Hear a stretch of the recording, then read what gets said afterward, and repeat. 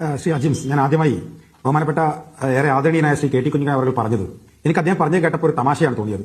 കാരണം നമ്മൾ സാധാരണ ഈ ഉത്സവപ്പറമ്പിൽ പോക്കറ്റടിക്കാരൻ കാണിക്കുന്ന ഒരു വിദ്യയുണ്ട്. പോക്കറ്റടിക്കാരൻ സാധാരണ ഉത്സവപ്പറമ്പിൽ പിടിക്കപ്പെടുന്നത് കണ്ടാ ചെയ്യാം, മറ്റൊരാളെ ചൂണ്ടിക്കാണിച്ചത് അയാൾ പോക്കറ്റടിച്ച് ഓടുന്നതെന്ന് പറയും. ആളുകൾ അവർക്ക് പിന്നിൽ ഓടും എന്ന പോലെയാണ് ശ്രീ കെ ടി കുഞ്ഞിക്കണ്ണൻ ഇത്രയും നേരം സംസാരിച്ചപ്പോൾ എനിക്ക് തോന്നിയത്. ഇപ്പൊ പ്രശ്നക്കാരൊന്നും ഞങ്ങളല്ല, ഞങ്ങൾ പല മതേതരവാദികളാണ് എന്ന് പറഞ്ഞു തെളിയിക്കാൻ വേണ്ടി ശ്രമിക്കുകയാണ്. അതിന് പഴയ കുറെ ചരിത്രങ്ങൾ ഉദ്ധരിക്കാൻ എനിക്ക് അദ്ദേഹത്തോട് പറയാം. വളരെ ആദരണീയനായ വളരെ സീനിയറായ കോമറേഡിനോട് എനിക്ക് പറയാനുള്ളത്, പുതിയ കാലമാണ്, ജനങ്ങൾക്ക് ഇതൊക്കെ തിരിച്ചറിയാൻ വേണ്ടി കഴിയും.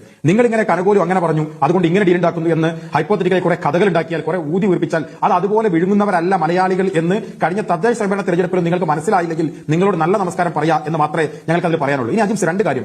2022 ഡിസംബർ മാസം 10-ാം തീയതി കേരളത്തിലെ മുഴുവൻ മാധ്യമങ്ങളെയും കണ്ടുകൊണ്ട് എം വി ഗോവിന്ദൻ എന്ന് പറയുന്ന പാർട്ടി സെക്രട്ടറി പറഞ്ഞു, മുസ്ലിം ലീഗ് ഒരു വർഗീയ പാർട്ടിയാണെന്ന അഭിപ്രായം ഞങ്ങൾക്കില്ലേ ഇല്ല. അതിന്റെ പിറകിൽ ഷംസീർ ഉൾപ്പെടെ പല ആളുകളും പറഞ്ഞു. ഞാൻ അതിലേക്ക് പോകുന്നില്ല. ഇടതുപക്ഷത്തിലെ രണ്ടാമത്തെ ഏറ്റവും വലിയ കക്ഷിയായിട്ടുള്ള സിപിഐയുടെ സംസ്ഥാന സെക്രട്ടറി ശ്രീ ബിനോയ് വിശ്വം 2022 ഡിസംബർ മാസം 11-ാം തീയതി എറണാകുളത്ത് വെച്ച് മാധ്യമങ്ങളെ കണ്ട് പറഞ്ഞു, മുസ്ലിം ലീഗ് ഒരു വർഗീയ പാർട്ടിയാണെന്ന അഭിപ്രായം ഞങ്ങൾക്കില്ല, അവരെ അകറ്റി നിർത്തേണ്ടതില്ല എന്ന് പറഞ്ഞു. ഇനി എന്റെ ചോദ്യം, 2022 ഡിസംബർ മാസം 10-ന് സിപിഎമ്മിന്റെ പാർട്ടി സെക്രട്ടറിയും 11-ന് സിപിഐയുടെ പാർട്ടി സെക്രട്ടറിയും പറഞ്ഞ അവിടെ ഇങ്ങോട്ട് നിങ്ങൾ എടുക്കും. അവിടെ ഇങ്ങോട്ട് ഇപ്പോ ഇത്തരത്തിലുള്ള ചർച്ച ഉണ്ടായി വരാനുള്ള കാരണം എന്താ ഉണ്ടായത്? എന്താ ഇവിടെ പ്രശ്നം ഉണ്ടായത്? ബാലൻ എന്ന് പറയുന്ന സിപിഎമ്മിന്റെ ഏറ്റവും പ്രധാനപ്പെട്ട കേരളത്തിലെ നേതാവ് മാറാതെ ഓർമ്മപ്പെടുത്താൻ കേരളത്തിൽ എന്താണ് പ്രത്യേകമായി കേരളത്തിലെ രാഷ്ട്രീയത്തിൽ സംഭവിച്ചത്? പിണറായി വിജയൻ ബഹുമാനപ്പെട്ട കാന്തപുരം എ പി അബൂബക്കർ മുസ്ലിയാർ നേതൃത്വം കൊടുക്കുന്ന ഒരു ജാഥയുടെ സമാപനത്തിൽ മനുഷ്യർക്കൊപ്പം എന്ന മുദ്രാവാക്യം പറഞ്ഞ ജാഥയുടെ സമാപനത്തിൽ മാറാതെ വീണ്ടും ഓർമ്മപ്പെടുത്താൻ എന്താണ് കേരളത്തിൽ സംഭവിച്ചത്? സജി ചെറിയാൻ ഈ നെയിം സെൻട്രിക് ആയിട്ടുള്ള തിയറിയൊക്കെ കൊണ്ടുവരാൻ എന്താ കേരളത്തിൽ സംഭവിച്ചത്? അതിൽ സംഭവിച്ച ഒന്നേ ഉള്ളൂ, 2025 പഞ്ചായത്ത് തിരഞ്ഞെടുപ്പിൽ കേരളത്തിന്റെ ചരിത്രത്തിൽ ഏറ്റവും വലിയ പരാജയം ഇടതുപക്ഷത്തിനുണ്ടായി. അതല്ലാത്ത മറ്റെന്തെങ്കിലും ഉണ്ടായതായിട്ട് അജിം നമ്മൾ കാണുന്നുണ്ടോ? യു ഡി എഫ് ചരിത്രത്തിൽ ഏറ്റവും വലിയ വിജയം നേടി, എൽ ഡി എഫ് ചരിത്രത്തിൽ ഏറ്റവും വലിയ പരാജയം ഉണ്ടായി.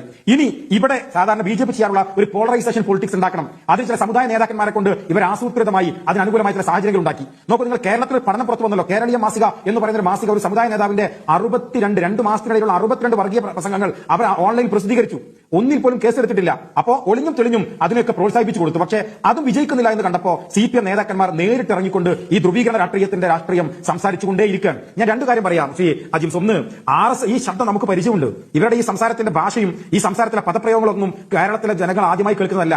നമുക്കിത് കേട്ട് ശീലമുണ്ട്. പക്ഷെ നമ്മളത് കേട്ടത് ബി ജെ പി നേതാക്കന്മാരിലായിരുന്നു, RSS നേതാക്കന്മാരിലായിരുന്നു. നോക്കൂ, നിങ്ങൾ ഒരു ഘട്ടത്തിൽ ഈ